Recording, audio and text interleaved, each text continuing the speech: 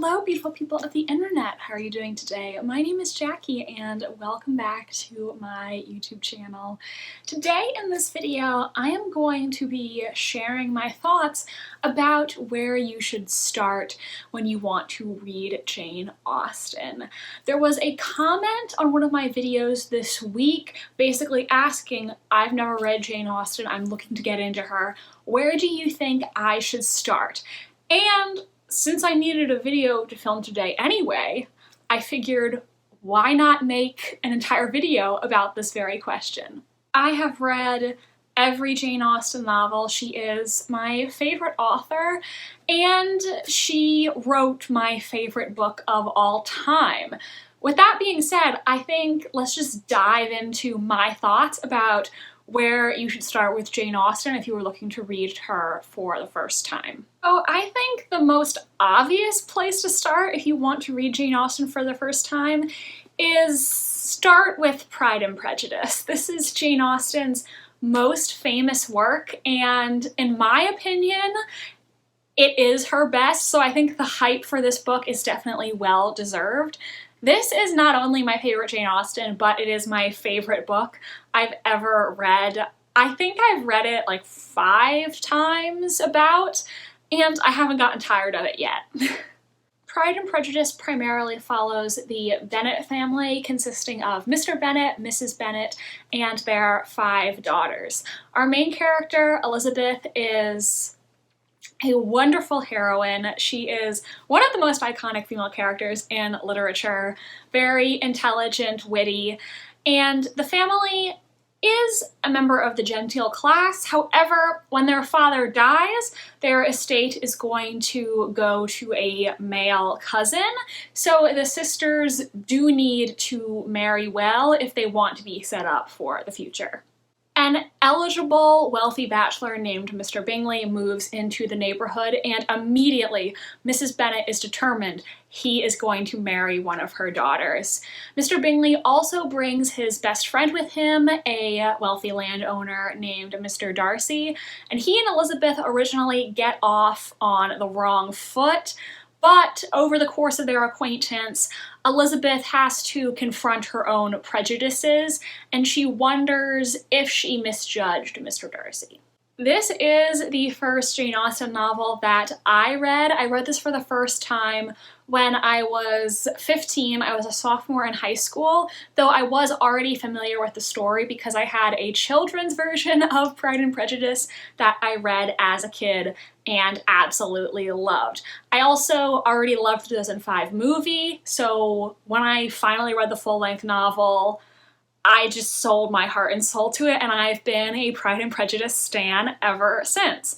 I think this would be a great place to start because not only is it an amazing book, but it is, like I said, the most famous of Jane Austen's works. So I think if you're interested in literature, even if you haven't read Pride and Prejudice, you probably know a little bit about it. You probably know there's a guy named Mr. Darcy. You've probably heard of Elizabeth Bennet. Maybe you've even seen an adaptation of it. So I think because this is such a famous work, it's going to be easy for most people to get into and understand.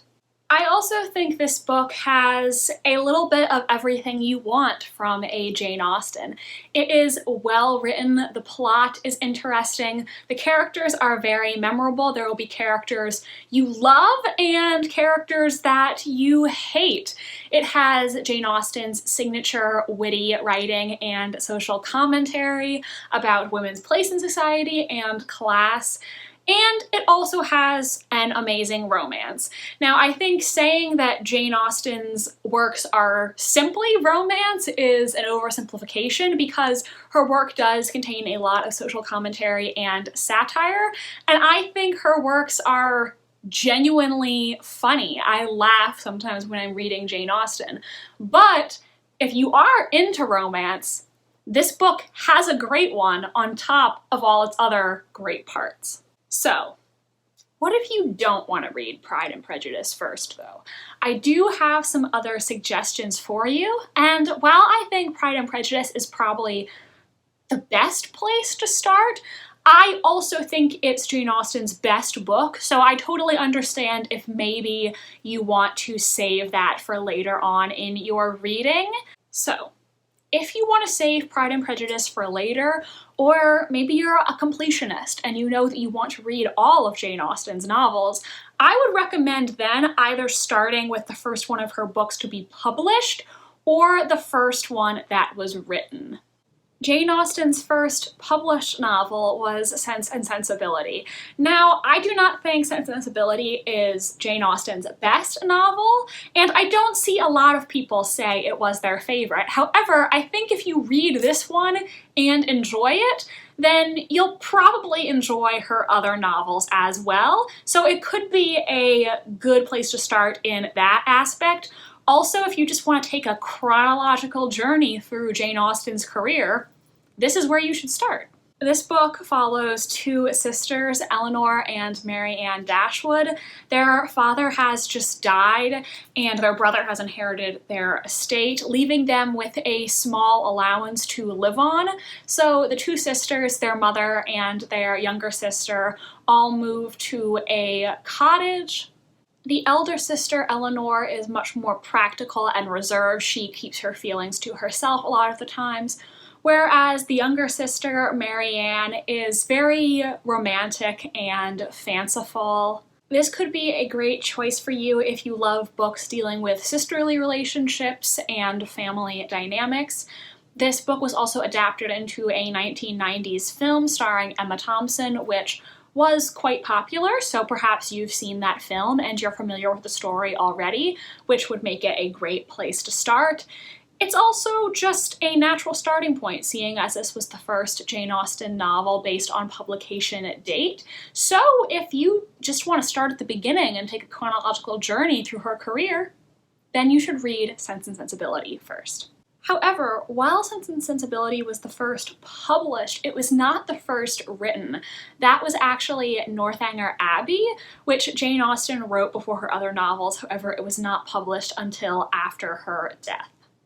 I think there are pros and cons to reading Northanger Abbey first.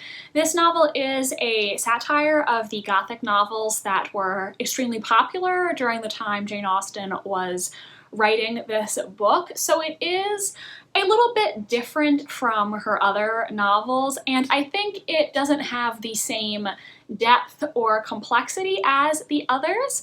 This book follows our heroine, Catherine Morland, and she is whisked off to Bath with family friends to spend the social season there. She meets and develops a crush on this man named Henry Tilney, and she's invited to visit the Tilney family estate, Northanger Abbey. Catherine is an ardent lover of Gothic novels, and she has an active imagination, which can sometimes cause her to conjure up these crazy scenarios inspired by her favorite Gothic fiction. Now, the reason why I think this might be a good place to start is, first of all, like I said, it was the first written, so therefore, maybe you just want to read all of her novels in the order that she wrote them. That makes a lot of sense if that's your approach. However, the other reason I think it could be a good place to start is this is, I believe, Jane Austen's shortest novel, and I think it could be a good taste test for a first-time reader.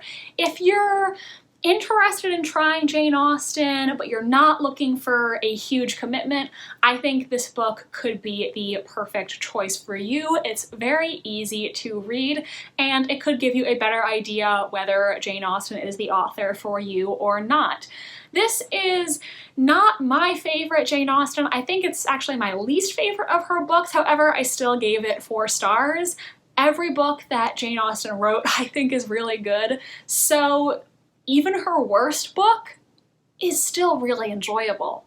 My final piece of advice for you is gonna sound really obvious, but if you've ever seen an adaptation of a Jane Austen novel, I think that novel should be the one that you read first.